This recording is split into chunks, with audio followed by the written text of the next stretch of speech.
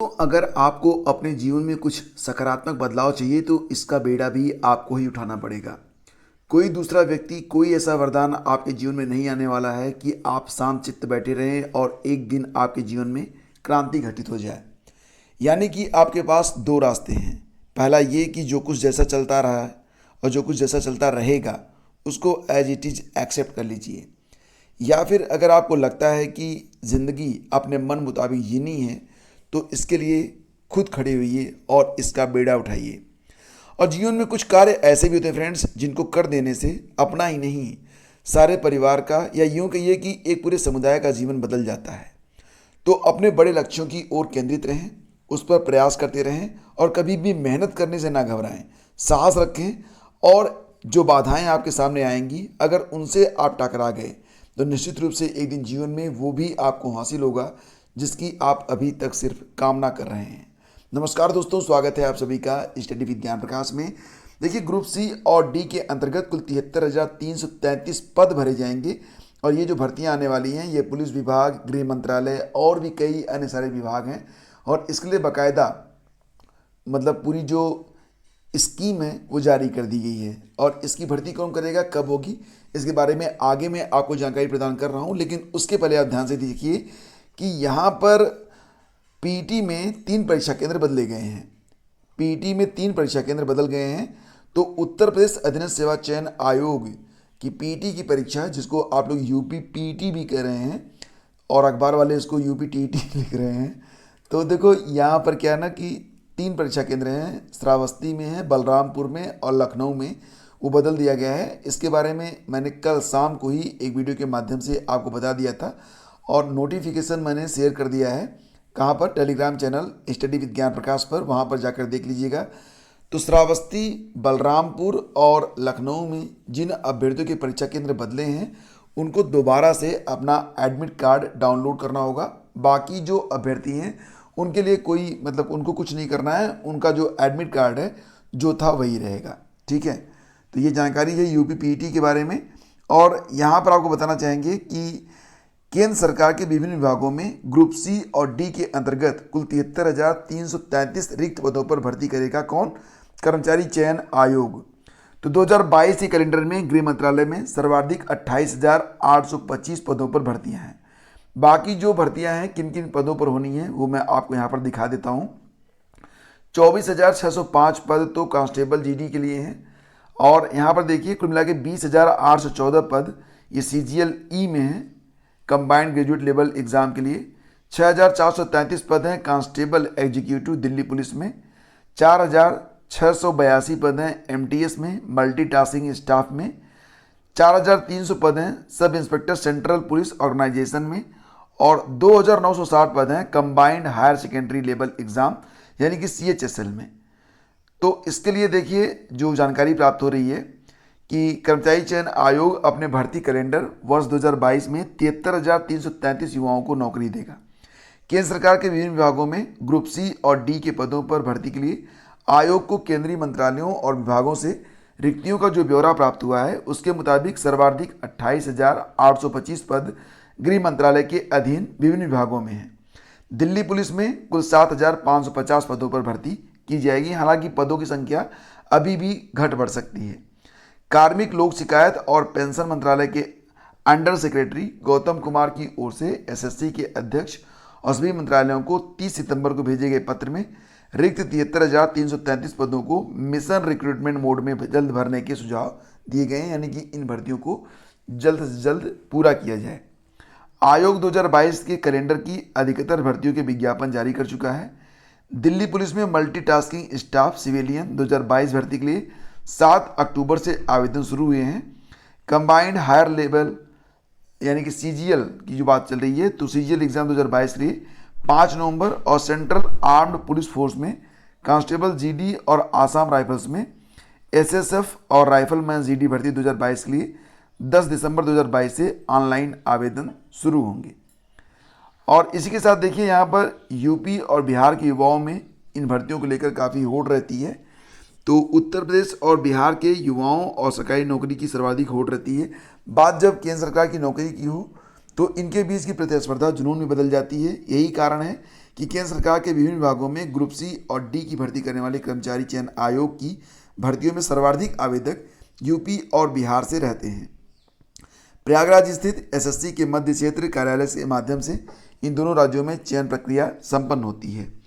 तो एसएससी की बड़ी भर्तियों में एक मल्टीटास्किंग स्टाफ होती है और इसमें 2021 की भर्ती में देश भर से कुल 39,33,119 अभ्यर्थियों ने आवेदन किया था।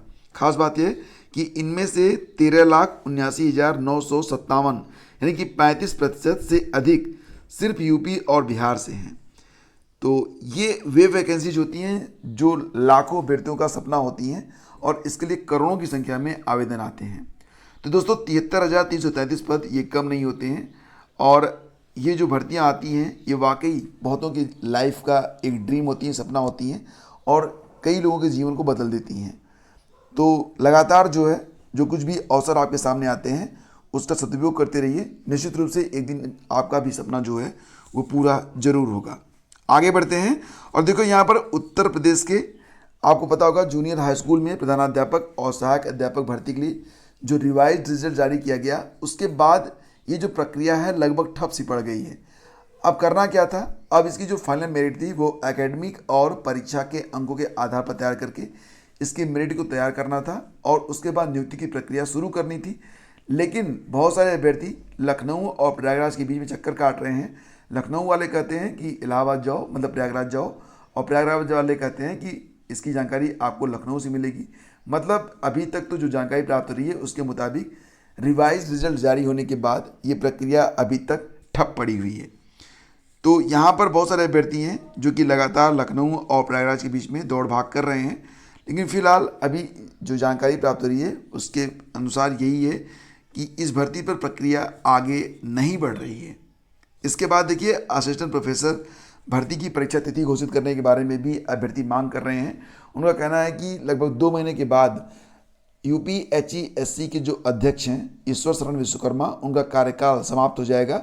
उसके बाद फिर इंतज़ार किया जाएगा कि जो नए अध्यक्ष आएंगे वो कब एग्ज़ाम डेट डिक्लेयर करेंगे, नए अध्यक्ष कौन बनेंगे, तो इसमें समय लगेगा। तो यहाँ पर अभ्यर्थी मांग कर रहे हैं कि कम से कम एग्ज़ाम डेट डिक्लेयर हो जाती तो उस पर जो है अभ्यर्थी उसी के मुताबिक अपना शेड्यूल बनाकर अपनी स्टडी को स्टार्ट कर लेते। तो अभ्यर्थी लगातार मांग कर रहे हैं कि एग्ज़ाम डेट विज्ञापन संख्या 51 के सापेक्ष जल्द से जल्द जारी कर देना चाहिए। और दोस्तों यूपीपीटी के बारे में अब टाइम बहुत कम बचा हुआ है। आज 12 तारीख हो गई, 12, 13 और 14, आज को जोड़कर आपके पास सिर्फ 3 दिनों का समय है। तो अब समय है रिवीजन का। जितना भी आपने पढ़ा हुआ है उसका अच्छे से रिवीजन करें और जो कुछ भी आपको लगता है कि छूट रहा है उसको कवर करने का प्रयास करें। नया पढ़ने की कोई आवश्यकता नहीं है। क्वेश्चन पेपर बहुत ज़्यादा टफ नहीं होने वाला है क्योंकि इसमें कक्षा 10वीं से लेकर जितने भी हायर एजुकेशन के बच्चे होते हैं सब शामिल होते हैं। तो यहाँ पर फैक्ट आपको जितना भी आपने पढ़ा है वो टू दी पॉइंट आपको याद रहनी चाहिए।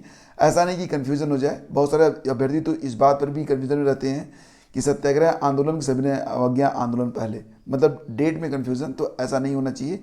जो कुछ भी आपने अब तक पढ़ा है, जो कुछ भी आपके पास नोट्स हैं, अब उसके लिए अब आप लोग रिवीजन में लग जाएं। कुल 100 प्रश्न पूछे जाएंगे, ये तो आपको पता ही है। हिंदी, गणित, अंग्रेजी, करंट अफेयर, इतिहास, भूगोल समेत तकरीबन हर क्षेत्र से सवाल पूछे जाते हैं। करंट अफेयर से 10 सवाल होंगे और बाकी के जो टॉपिक है उनमें से 4-5 सवाल, 5-5 सवाल मान लीजिए कि पूछे जाते हैं। तो फिलहाल जितना भी आपने पढ़ा है अब वक्त है कि उसका रिवीजन करना शुरू कर दें। और रिजल्ट के संशोधित होने पर जाएगी कई लोगों की नौकरी। तो यूपीएचईएससी जल्द जारी करेगा असिस्टेंट प्रोफेसर भर्ती का संशोधित परिणाम। तो प्रदेश के अशासकीय सहायता प्राप्त महाविद्यालयों में असिस्टेंट प्रोफेसर भर्ती के तहत 4 विषयों के परिणाम संशोधित होने के बाद कई अभ्यर्थियों की नौकरी जाएगी। चारों विषयों में चयनित अभ्यर्थियों को नियुक्ति मिल चुकी है और उत्तर प्रदेश उच्चतर शिक्षा सेवा आयोग जल्द ही संशोधित परिणाम जारी करेगा। आयोग की ओर से विज्ञापन संख्या 50 के तहत विधि को छोड़कर बाकी सभी विषयों के परिणाम जारी किए जा चुके हैं। जिन विषयों के परिणाम घोषित किए गए हैं उनके चयनित अभ्यर्थियों को उच्च शिक्षा निदेशालय की ओर से ऑनलाइन काउंसलिंग के माध्यम से नियुक्ति पत्र भी जारी किए जा चुके हैं। और अभ्यर्थियों को असिस्टेंट प्रोफेसर भर्ती के जिन 4 विषयों को लेकर विवाद है उसमें संस्कृत है, अर्थशास्त्र है, गणित और शारीरिक शिक्षा शामिल है। तो असिस्टेंट प्रोफेसर संस्कृत के 74 पद, अर्थशास्त्र के 100 पद, गणित के 96 और शारीरिक शिक्षा के 23 पदों पर चयनित अभ्यर्थियों को नियुक्ति मिल चुकी है। अब हाई कोर्ट के आदेश पर इन विषयों के परिणाम संशोधित होने हैं। आयोग भी मान चुका है कि इन विषयों के मूल्यांकन में गड़बड़ी हुई है। उदाहरण के तौर पर अगर किसी प्रश्न का विकल्प ए सही है तो उसकी जगह विकल्प डी को सही मानकर अंक जोड़ दिए गए। ऐसे में कई अभ्यर्थी बहुत ही मामूली अंकों के अंतर से चयनित होने से वंचित रह गए। आयोग के अध्यक्ष प्रोफेसर ईश्वर शरण विश्वकर्मा ने इसकी जांच भी शुरू करा दी है। वहीं अभ्यर्थियों का दावा है कि अगर मूल्यांकन सही तरीके से हुआ तो उनका चयन तय है। तो फिलहाल ये बोर्ड की गलतियां होती हैं और इसका जो भुगतना पड़ता है वो अभ्यर्थियों को भुगतना पड़ता है। उत्तर प्रदेश माध्यमिक शिक्षा परिषद की यूपी बोर्ड परीक्षा 2023 में इस बार 10वीं और 12वीं के कुल 58,67,329 विद्यार्थी शामिल होंगे। पिछले साल की तुलना में लगभग 8 लाख से अधिक विद्यार्थी इस साल परीक्षा में शामिल होने वाले हैं। पिछले साल 50,19,223 अभ्यर्थियों ने परीक्षा फॉर्म भरे थे। यूपी बोर्ड परीक्षा 2023 के लिए 10वीं और 12वीं के अभ्यर्थियों की परीक्षा फॉर्म भरने की अंतिम तिथि 10 अक्टूबर को बीत गई है। अंतिम तिथि तक हाई स्कूल में कुल 31,06,156 संस्थागत और 10,03,02 अभ्यर्थियों ने व्यक्तिगत परीक्षा फॉर्म भरे हैं। तो फिलहाल ये डेटा निकल के सामने आ रहा है। और इलाहाबाद विश्वविद्यालय में जिन बच्चों ने CUET परीक्षा दी थी, अब वो UG में एडमिशन के लिए फॉर्म भर रहे हैं, यानी कि रजिस्ट्रेशन हो रहा है। और जब 15 अक्टूबर को रजिस्ट्रेशन की प्रक्रिया कंप्लीट हो जाएगी उसके बाद डेटा जारी होगा और इसके बाद जो मेरिट होगी वो बनाकर दे दी जाएगी। तो इससे इलाहाबाद विश्वविद्यालय और अन्य जो संबद्ध कॉलेज हैं उसमें एडमिशन की जो प्रक्रिया होगी वो शुरू की जाएगी और बाकी जानकारी आपको यहाँ पर समय समय पर दी जाती रहेगी। और देखिए फ्रेंड्स, DY चंद्रचूड़ ये 50वें चीफ जस्टिस होंगे भारत के। तो ध्यान दीजिएगा कि सुप्रीम कोर्ट के वरिष्ठतम जज DY चंद्रचूड़ देश के 50वें चीफ जस्टिस बनेंगे। सुप्रीम कोर्ट के चीफ जस्टिस UU ललित ने उत्तराधिकारी के तौर पर उनके नाम की सिफारिश मंगलवार को केंद्र से कर दी है। तो न्यायमूर्ति चंद्रचूड़ सरकार द्वारा सिफारिश को मंजूर करने के बाद 9 नवंबर को देश के नए चीफ जस्टिस बनेंगे और इनका कार्यकाल लगभग 2 साल का रहेगा। और देखिए यहाँ पर अगर आपका आधार कार्ड 10 साल पुराना हो चुका है तो उसको अपडेट करवा लीजिएगा, क्योंकि यहाँ पर यह कहा जा रहा है कि अगर आधार कार्ड 10 साल पुराना है तो उसको अपडेट करना आवश्यक है। और आधार कार्ड के माध्यम से तमाम एग्जामिनेशन फॉर्म और सरकारी योजनाओं में भी आपको लाभ प्रदान किया जाता है। तो फ्रेंड्स, ये थी आज की पूरी अपडेट। अगर सेशन आपको अच्छा लगा है तो वीडियो को लाइक और शेयर आप लोग जरूर कीजिएगा। Thank you so much. Have a great day. जय हिंद।